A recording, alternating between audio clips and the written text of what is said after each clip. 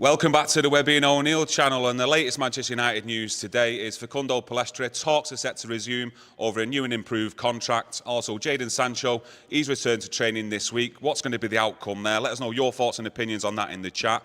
And also, The Athletic, they've rubbish reports linking Anwar El Ghazi to Manchester United, and thank God for that. Now, first of all, my question to you is, do Manchester United need someone to come in on loan to cover that right-wing spot? No, they don't need anybody at all. I think they'll get through this. But the report, what's come out, International Week, I always expect a whopper of a report to come out linking something to Manchester United. And this agent of El Ghazi, he's pushed it, questioned himself and say, hey, why has he even tried getting a report about El Ghazi coming to Man United? I'll tell you why. Transfer season, last minute, Evans to the club. Johnny Evans comes to the club, shouldn't even be at the club, and he's thought, well, hang on, I'll try my player. That's what these agents think. It's a shambles, really. But International Week, he's tried it on the agent. Big story, got his player in the headlines. Why not? He's tried it. Well, he puts his player in the headlines. He lets other clubs know that he's available to be transferred. But yeah, I just thank God that it's not true, to be honest with you, and that report's been rubbish, because I've seen a lot of people lose their heads when that was linked late last night. So thank God that's not been done. But going on to some positive news, you know, there's a report out there from Fabrizio Romano that talks are set to reopen with Facundo Pellistri over a new and improved contract, and it's a player that I firmly like at Manchester United, and I think it's got a bright future. But what's your thoughts? Yeah, well, he's got over 18 months. He's a young lad, runs out, I think he'll be 23. He needs the contracts here at Manchester United. He needs long-term stability. This kid's got a future. He just needs to get his head down and be given the chance. Bit part player in the squad. I think he's got ability. I think it's now down to Erik Ten Hag, really, to give him the opportunities. And to be honest with you, I look at the opportunities available for him, and I think that starts really with a full game against Crystal Palace in the Carabao Cup. I think he has to grab that, just like Garnacho has grabbed his opportunities. He's in the squad all the time. He's given opportunities. But Pellistri, to me, is a winger. He's a right winger. He's direct. And I think this contract talks, I think if he just takes it, I think they might add a couple of years on his contract with an option for a further year. But the opportunities are going to come this year. So I think it's vital for him to get these talks out of the way, get it done with, and then knuckle down, and then just take the opportunities when they come. This kid can be an exciting winger, and he just needs to prove it soon as he's given the chance. But Erik Ten Hag really has to look after him. It looked to me as though he was going to go out on loan, and I didn't think that was the right thing for Pellistri. I thought he was a good player when I've seen him, and I thought he just needs the chance. So get this contract signed, get your head down, son. That's my advice to him.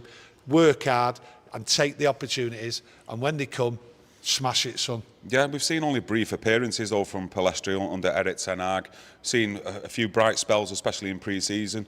But do you think the Brighton game this weekend, it comes too soon for Pellistri? Do you think he might maybe use Bruno Fernandes on the right-hand side, or even Garnacho ahead of him? But let me know what you think. Should Pellistri be a starter against Brighton, or at least in the squad? You'd expect that. Yeah, I expect him. He should really be in the squad. I'm not expecting him to play. I think if you look at the Brighton game, I think he can always use Rashford out on the right, bring Garnacho in, Højlund. I'm just saying there is different scenarios for Erik Ten Hag to use.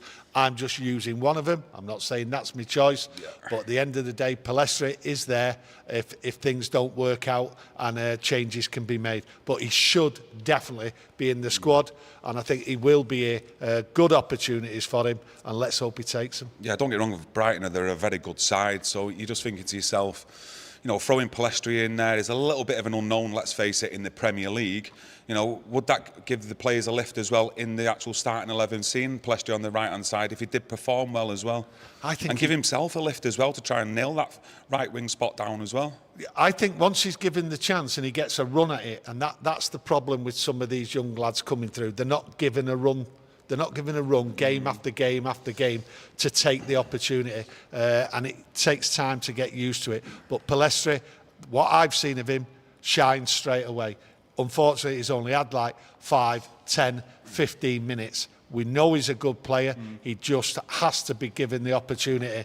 And unfortunately, I look at last year, opportunities were very few and far between for these young players. But I think the way the club is now, with the players out, players injured and that, there is opportunities. And someone like Pellistri should jump at it because he's got the talent. He just needs the run of games. And unfortunately, like I said, Erik Ten Hag last year wasn't in that position to do it. But this year, I think he will do it. I know you did say Rashford before, maybe on the right-hand side. But what is your preference? Is it Pellistri to start on the right-hand side? To start, I don't think he'll start. And it's not my preference for him to start on Saturday against Brighton. I look at it and I think there's a battle there between Rashford and Garnacho, who plays on which side, because obviously Anthony's not available and Sancho is just ill-equipped. All right, we'll get on to Sancho then later on in the video. But for me personally, I'd like to see Pellistri maybe start on that right-hand side. Rashford on the left. I know you've got Garnacho there. I love the kid. Would he be an option as well to start on that right-hand side for you, do you think? No, I just think it's a straight Rashford on the right. I do. I think it's a straight Rashford on the right. What do you see from Rashford, though, when he plays on the right-hand side? Because when I see Rashford on the right, for me, I think he's putting some terrible performances on that right-hand side. You look at him on the left-hand side, a totally different player, an attacking threat and a person who can create and score goals from the left-hand side. On the right-hand side, I don't really see it. I've seen a couple of assists over the last 12 months, but nothing what you expect from Marcus on that right-hand side. Just doesn't look comfortable for me. I think what you have to look at is this is a new attack. We have got a big, strong lad as a centre-forward. So I think you're going to see the game itself change. I think with the centre-forward, what will come out, receive the ball, will want the ball early. I think it might be suited for Rashford and Garnacho, both on the wing. So I can't really sort of turn around and say dismiss Rashford on his performances before on the right-hand side. Yes, I think Pellistri had worked well, doing the same job, but I think Rashford, that'll be there with Garnacho there. And they've got a centre-forward. But if Pellistri does come on and does start, I expect an exciting front three. Yeah. I really do. So this is ideal for him, but I just think, unfortunately, Erik Ten Hag won't trust him. I think he'll trust the stability of Rashford out on the right, Garnacho on the left. We've even seen Erik Ten Hag choose Bruno Fernandes sometimes on the right-hand side. You know, could we see Amrabat come in? I'm not too sure where he's up to with that injury he pulled out with. Will he start against Brighton? Will he be in the squad? If you've any updates out there, let me know. But you could see Amrabat, Casemiro in there, Eriksen and Bruno out on the right, possibly. But for me, when you look at Pellistri, some of his strength, to me, is an old-fashioned winger. Likes to try and take the players on, get to the byline and get crosses in. And with you saying Højlund going to be up there, centre-forward, big, strong lad, physical capabilities, you know, there's going to be plenty of opportunities there, I think, if Pellistri can get in there and get the balls in. If Pellistri gets in there, that's fine, but you certainly don't want, what's his name, Bruno, out on the right and wide, because if Bruno goes out on the right hand side, then you're just completely wasting a player. You bring Pellistri in, that's the option. But like I say, I think that forward line will be Garnacho, Rashford and Højlund. Pellistri on the bench, and he'll have his opportunity at some point, because these players have to put it in. And that's the thing. We're not just playing 90 minutes football, we're playing 100 and odd minutes football. That's what we're playing. So these young lads will get plenty of opportunities. I look at Pellistri, I look at Go, I look at Hannibal. Them two were both in the squad the other day against Arsenal. So bringing Pellistri in, you want someone on the pitch what plays in that position. No tinkering, get him in. If he's there, give him some of the game. He has to have some of the game. I'm not saying start him, but he has to have some of the game, and he has to take the opportunities. And that's the good thing. 18 months left, just over 18 months of his contract left. Get it signed, lad. Get your future sorted out, and then knuckle down. And I think he will be a success at Manchester United. You can see the talent. You can see it when he's playing football, and you can see his commitment. His work rate, is everything about him wants to be on that field. So let's hope Erik Ten Hag gives him the chance. Yeah, I think especially for the Brighton game, for me personally, I'd have Rashford on the left, Højlund up front and Pellistri on the right-hand side. Because at the minute, for me, I look at Garnacho and I think I think he's just better coming off the bench at the moment, making an impact from the bench. And I think at the moment with his age, you know, and his progress in his development in the football, I just think that's best for him at the moment. And he looks to be doing it when he does come off the bench instead of like playing that 60 to 90 minutes from the start. I think what you have to look at with Garnacho and people saying, oh, you know, at the moment he's just a squad player, bring him on and that. I think what you have to look at is not Garnacho. You have to look at the team.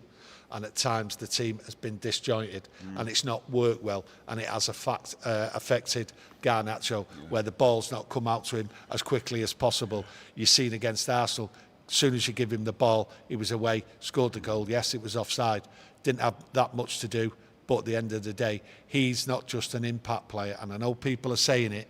He wants to start and he should be starting. And all it is the rhythm of the team. They've not got it right. It's early doors. They've had 4 games and a lot of players like Garnacho are just sort of losing a little bit of what they can give to the team. And when they've got it right, United, Garnacho will shine, just like Pellistri will shine. Once that team is clicking, everyone will just walk in and they'll just kick on, and Pellistri will be the benefit of that in the future. The one thing we will lose, though, with Anthony not being at the club at the moment, is the defensive side, what he brings to Manchester United. I don't think anyone really out there, well, I'd like not to think so, that can doubt his defensive capabilities in the way he tracks back and he defends and he helps Wan-Bissaka out. So whoever does take that right-hand side spot for the time being, or for the future, needs to be able to put that in as well and going forward. Well, when I've seen Pellistri, he has done it. Yes, he's got work to do on that side of the game, but he does a hell of a lot more than what Rashford does,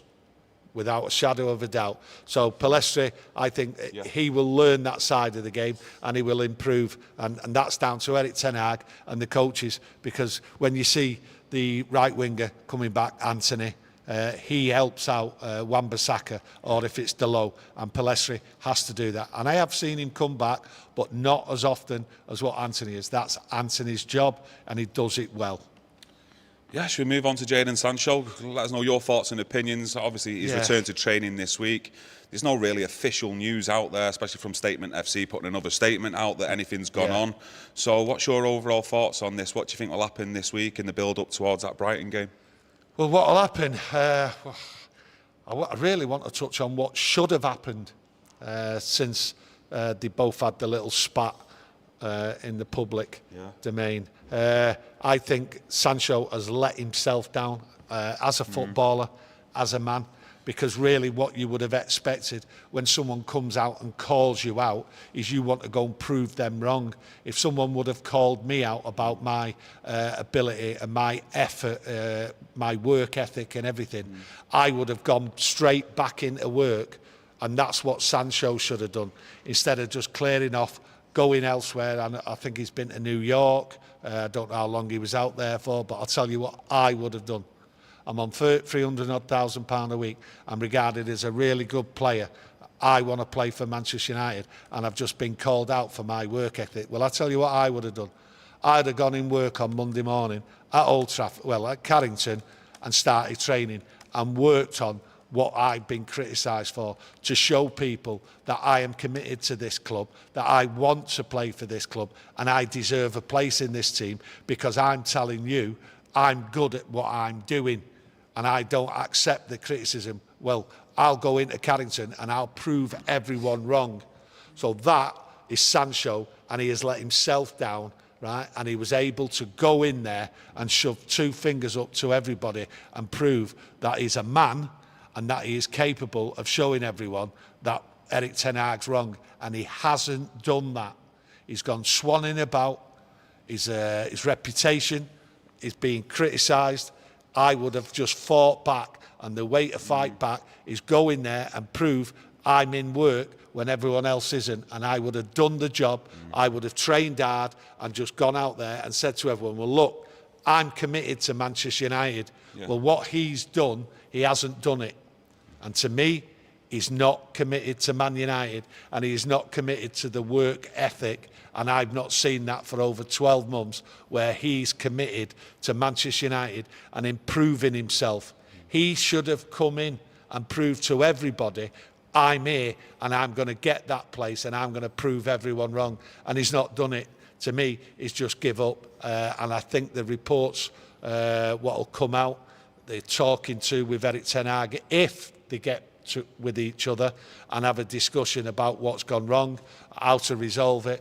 I just don't think it'll get resolved. I think at the end of the day, he's quite happy just to move on and sulk. I can't see Sancho fighting for his place, because he would have been here last week and fought for his place and shown everybody while they were on international duty and they were all doing other things that I'm committed and I'm proving Erik Ten Hag wrong, and he's not done it. You say he should have done that last week while there was an international break, but maybe he's doing that this week. That's too late. I've been criticised. He come out and criticised Erik Ten Hag. He said I'm a scapegoat. Well, I would have proved I'm not a scapegoat. I would have shown everyone here, this is what I do, this is my commitment, and he hasn't done it. That's his job. Go out there, prove everyone wrong. Prove you're a man and not a sulker. Well, he hasn't done it, and he should have done it last week. And he hasn't. He shouldn't wait for everybody else. You don't wait to take someone by the hand and lead them or be led. You go and do it yourself. You go and prove who you are as a footballer. You go and prove your ability. You go and prove that your mentality is right. And he hasn't done it. Okay, just going to dive into the chat, ring off a couple of comments. Jam United, cheers for your super chat, mate. Yali also says, Sancho, I am not sure who is giving him advice, but those giving him advice need to be fired. This is how you torpedo your own career. If he had worked hard, he would be playing against Brighton this week. I don't think he's took any advice. I think it was clearly he responded to Erik Ten Hag without talking to anybody. And I think he just walks around thinking what he thinks, doesn't listen to anybody else. I haven't got a clue where this attitude comes from, because I just see somebody who's going through the motions at Manchester United, especially in the last 12 months. I have not seen any improvement from him, no enthusiasm whatsoever. I don't see him as a Manchester United player. I can't see it at all, and I haven't seen it for a long, long time, and I have said it now for 18 months at least about Sancho, that he does not put it in. Yeah, Brian Foskett says Pellistri on the right-hand side, 100%. Edwina in the chat on Sancho says Sancho should not be training with the first team at all. This is a player who undermines the coaching staff, and I do not think he deserves to be part of that squad. Yeah, I understand that bit about undermining the coaching staff. That's why I'm saying he should have gone in on his own last week and basically said, listen, I'm here, I'm training, I'm determined. He's made a mistake. He knows the criticism what he's got, but he should have also gone out there and said, hey, Erik Ten Hag's criticising me. Well, I'm showing you, right, that criticism isn't valid, isn't warranted, because look what I'm doing, and then gone and proved it. So to me, Sancho, big mistake. What do you think Erik Ten Hag and the club will do with Sancho, though? Do you think they'll end up fining him, something like that? Or I said last week when it came out that he should get a fine. Minimum 2 weeks, and that he'll get out the door in January, loan move. That's how I see it, and my mind's not changed up on that. They'll look for a sale somewhere, but to be honest with you, I'm not too sure that you'll see many suitors come running for Jadon Sancho, because if his attitude is the way it is, and he's not prepared to show everybody with what I've just said, will he show it in training? Will he show it off the field? Leading up to January, when there's a possibility to move. I don't think you'll see it. I just think you'll see a Jadon Sancho sulk and just go through the motions, just keep himself reasonably fit. That's how I see it. I hope, as a footballer, I hope that he does come back and prove me wrong and prove everyone else wrong. But to be honest with you, I can't see where I get the optimism from in the past with him, because I've never seen it. I've never seen someone like him fight. He just looks for excuses.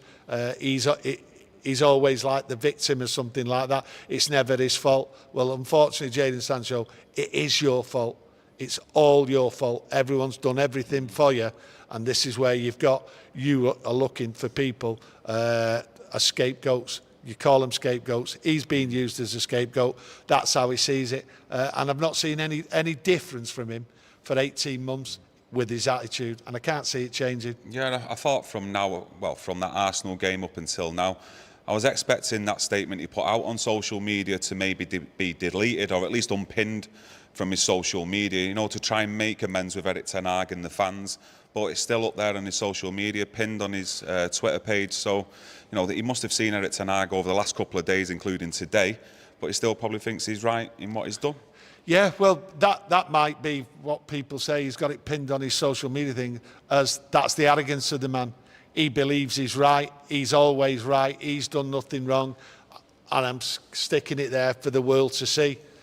No way to go about what really should be happening, and what really should be happening. You should be knuckling down, improving and showing everyone your hard work. And you had the opportunity last week and you didn't even bother. So, hey, why should I bother and worry about Jadon Sancho, who I've not seen anything of in 18 months? Yeah, I think Erik Ten Hag does need to come down on him hard. You know, if you look at what he's done in the previous 12 months, Ten Hag, and how he's resolved player issues, he does need to sort this one out, because it worries me that, you know, if he does let Jadon Sancho back into the squad, how would the other players see that?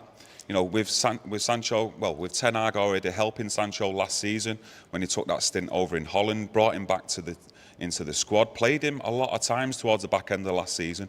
You know, would players look at Sancho and Ten Hag and think, well, he's one of your favourites kind of thing? Maybe I can get away with a few things that shouldn't be allowed normally.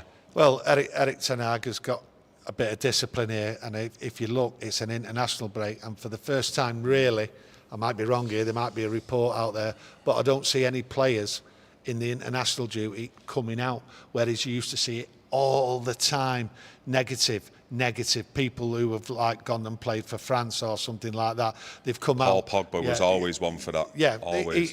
I use that as an example. Yeah. But players have done that on a regular basis.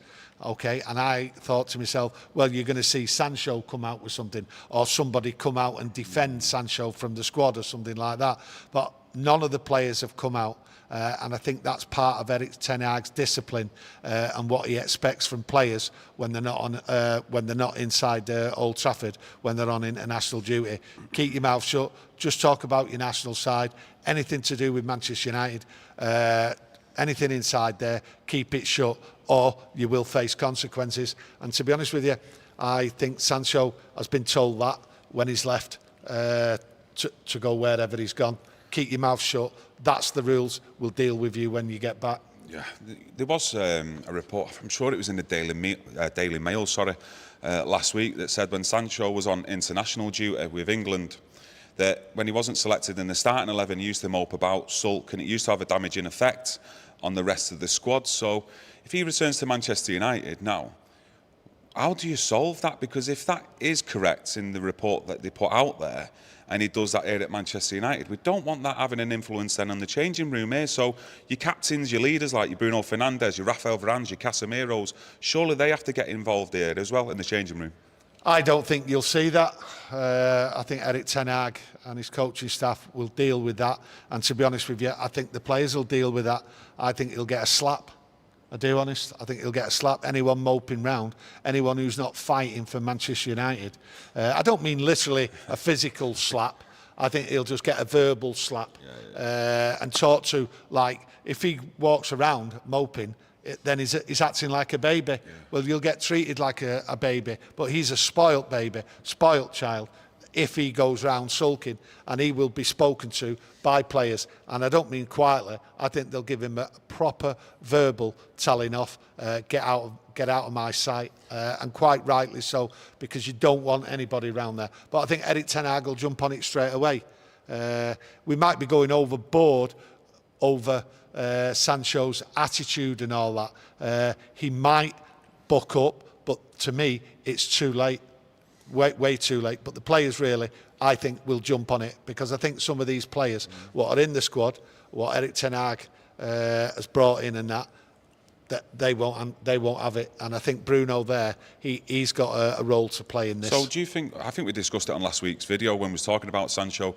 Do you not think Ten Hag got to the point where he thought, I've had enough of this now, putting my arm around you now, Sancho. You're not putting the effort in games. You're not putting the effort in training that I require. So I'm going to take the hard stance with you. So do you think that may work, though, with Sancho, with Erik Ten Hag?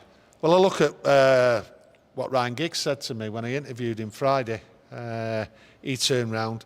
He believes that it was the last straw, and that was the only way he could deal with it, by bringing it out in the public domain, because he'd done everything else and he didn't know what else to do. This was the last straw, hoping to get a proper reaction from Sancho, when it actually gave the reaction what has been there for a long time with Sancho. So to me, I think Ryan Giggs, when he said it, this is the last straw, I think he meant it.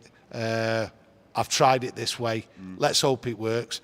Let's see what the reaction is. And within 10 minutes, he got a reaction. So that just tells you Erik Ten Hag had enough. Yeah, I'm just going to go over to a report. I think it was originally in the Manchester Evening News, but I've picked it off the Daily Mail. And it says Manchester United considering a move for Brighton star Evan Ferguson next summer, as the club hope to bring in 4 new signings, with several outgoings also expected. So they're already planning for next summer. Why wasn't all this done this summer? Go on, your thoughts on that? Well, there was no money. That's a cert. But if you're talking about Evan Ferguson, I think what that is, that's just people speculating. They do it all the time. Transfers have just finished, players, and now they're starting already. It's just for eyeballs. But if you're looking at Evan Ferguson, he's had a great start to his career. Big, strong lad, and I think lots of people will be looking at him. The rise and the ability what he's got has just been tremendous in such a short time. And I think this year, if you look at him and he performs, fantastic. The thing is, though, you've got to go for him. Can you accommodate Højlund and Ferguson in the same starting 11? I don't think you can. Of course you can. I don't think you can. Yeah, in that formation that he's playing. When you're playing 60-odd games, when you hope to be playing 60-odd games... No, I mean both of them starting in the starting 11. Do you think it's a competition there between the two of them to get a starting spot? Because I can't see, let's say, Højlund on the left, Ferguson in the middle, and let's just say, for instance, Pellistri on the right-hand side. I think what may happen... listen, you might see Erik Ten Hag change his tactics, OK? You look at last year, his tactics were too wide open. When he played Arsenal, he had his wingers running back, fighting back, tucking in. Now, and that was the first game you actually didn't see our midfield exposed. They all worked together. The back four worked with the goalkeeper. Everything was coming through the middle, and it worked well. So you will see Erik Ten Hag change the system depending on what he needs and the opposition. And I said it a couple of weeks ago, he has to change and look at the team and not just play to his system. He has to play the enemy. And the enemy out there, right, will come at you, and you have to change and adapt. And I think he did that against Arsenal, and you may see it going, because the away games, he has to adapt, and he hasn't done. And he did at Arsenal. And I think you'll see it more and more. So having players like Ferguson or 2 big, strong lads up front, I don't see a problem. When the quality's there, get them. But with Ferguson and with any signing next year, I think it's like, let's have a look. And listen, you just don't know where United's going to be this time next year anyway. We all expected big changes, and it's not happened. Do you actually believe that report, though? Because I just think it's club PR, me personally. Let me know what you think. Yeah, you're right. It could be club PR. I don't believe the report anyway. I don't. I don't believe that United are looking at 4 players. I don't believe United are looking at Evan Ferguson. But what it is, it's put out there is a player, and you'd think that Manchester United would watch his progress. You would think automatically United would be looking at another centre forward. We need 2 centre forwards. 2 good centre forwards. We've not been able to get 2 this year, so you've got to look at next year. He could be on the radar. I don't believe the story, but it's a possibility. What you've got to look at if his form continues this year. Yeah, do you think it's a case of this Samuel Lockhurst getting a phone call from Richard Arnold, and Richard's like, Samuel, Richard Arnold here, Statement FC. We're getting absolute pelters here from the fans telling us that we can't even run a bath, never mind a football club. So can you put a bit of PR out to try and stem the flow of aggression from the fans towards the owners and the football club at the minute? I think it's just international week, and these reporters just come out with it, and they get away with it because it's international week.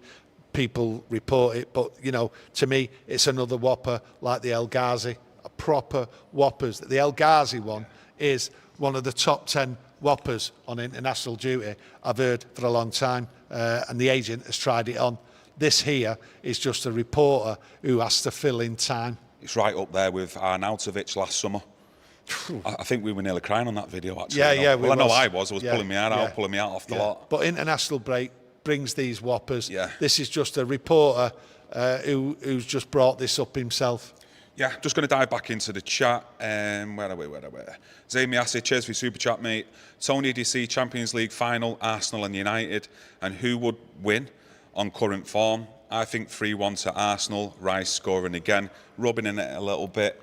Yeah, he's rubbing it in, and you know that's what they do. You know, football fans, bit of banter. You've got your victory, and then come Saturday, if you get Saturday or Sunday when you're playing, you get beat. All things change. We know that. Yeah. But United Champions League final, not a chance. No. I never thought United would ever get near the final in the Europa League. I can't see Arsenal getting there. Don't think they're good enough to challenge in Europe. You've not been in Europe for 6 years, so you might even struggle in the group stage. But finals, can't be talking about finals. Manchester United there just haven't got the rhythm yet, and it will take time. Let's hope we get there. Let's hope we get the rhythm first. But getting to a final, I'll be just happy getting out of the group and getting out of that knockout game in February, March. Well, I think it's got to be roughly 13 years since we last progressed past the quarter-finals in the Champions League. So to say we're going to get to the final this year, you know, for me, you'd be deluded to say that. But well, he's forgot there's class teams out there, proper class teams. I mean, look straight away. You got to look at City, and that's it. You know, Bayern Munich will be strong again. So there's two sides, and if you come up against them, Arsenal or Man United at any stage, then really you can't expect to beat them. Not as it stands right now. Don't get me wrong, if we get past the group stages with their playing in February, you're up for it and you're looking forward to it, and then your mind might change a little bit depending on what's going on in the season. But as it stands now, you're looking at all the other teams out there in the Champions League. It's going to be a tough Champions League, I think, this year. Look, the reality tells you our squad just won't be capable of playing 60-odd games, reaching finals. If we get to an FA Cup final, we get to a top four. I think that really is a great achievement when the expectations come the end of May was bigger than what's gone on here. So at the end of the day, United are in a bit of a crisis. Lots of things going on, lots of trouble on your left, lots of trouble on the right. All needs to be sorted, and I don't know where we're going with it all. Yeah, all trouble at the top as well. I did see a comment earlier on in the chat. I think it was from Keith, and when we was discussing before about the midfield and the right wing spot, he did say, why isn't McTominay being given a shout? Because we did mention Amrabat, Casemiro, Eriksen and Bruno. But on current form and international stage, Scott McTominay is tearing it up. Yeah, I think this is just down to Erik Ten Hag, changing his system, bringing in players. And he's made his mind up. Scott McTominay is not in his plans in the way he wants to play football or where he wants to use Scott McTominay. I think Scott McTominay, just a squad player. I was gutted he weren't in the squad against Arsenal. I thought if he'd have been in the squad, he would have come on at centre-half or something like that. But unfortunately, Erik Ten Hag hasn't got him in his plans. So, yeah, Dave Jones, hi lads, enjoy the channel and the content. Watch every day from Singapore. Keep up the good work, Dave. And also on that, I'd just like to thank everyone as well. We're over 60,000 subscribers now as well. Yes, it's a massive achievement from everyone out there who subscribes, watches the content and also spreads the word of the channel as well. And trust me, it's much appreciated from everyone here at the Webby O'Neill channel. Yeah, it is. Yeah. I'm absolutely over the moon. Yeah. I used to be over the moon a while ago when I used to tell everyone, well, if you don't like it, just smash the dislike button. The dislike button. But YouTube don't seem to have that now. But we do it. We love it. And 60,000, absolutely over the moon. Yeah, to start a channel in lockdown like we did, it's just like a little bit of fun, just to interact with everyone out there through missing the football, the interaction on match days, to be where we are, 3 years later now. Like I say, it's a massive achievement from all of you out there, and that's something I'm proud of at the moment, and you should be proud out there as well. Yeah. But anything to add before we go? No, not really. No, this international break, I think the news has been pretty quiet. Some whoppers, like we've said. We've been quiet for 4 days since we released the Ryan Giggs video. There's been no news out there. I look at the Anthony news out there. I did say last week it's a soap opera. That's exactly what it is. So really, we've no further comment on the Anthony thing because it's a joke. I have actually. Let me ask you this. you think Manchester United should have been getting a hold of Anthony and to say, why are you going on telly, giving interviews about an investigation? Well, see what it is. I'm not sure what United can do that doesn't trigger an overreaction from people with set views, with other people out there. I think United are in a difficult situation. Really, I'm not 100% sure what they can do and say to Anthony about how to go and deal with it. I think when it's trial by media, because that's exactly what it is. I think when you look at what Anthony's done, he's just gone out there and fought it the way he's being attacked, and I don't see there's any other way. The Brazilians do things differently, but at the end of the day, if anyone can make any sense and any truth out of what is out there, then you're a better man than me, because I haven't got a clue. We've ignored it for a week because we know it's a soap opera. We know no one really knows what the truth is. People making things up, allegations here, allegations there. To me, it's an absolute joke, and anyone who's coming out on one side or the other side, I think you're making a bad move. I really do. To give an opinion on it, the way it's turned, is a bad move. Yeah, just like to thank everyone for joining us today for the video. If you've enjoyed it, please smash the like on the video. If it's your first time as well, subscribe as well. Enjoy more content. And yeah, we will be back tomorrow, hopefully some news as well, some concrete news that comes out in the world of Manchester United. Hopefully it's not another statement, but join us tomorrow and we'll discuss all the latest news. Enjoy the rest of your evening, and good night. Thanks for joining us. Thank you.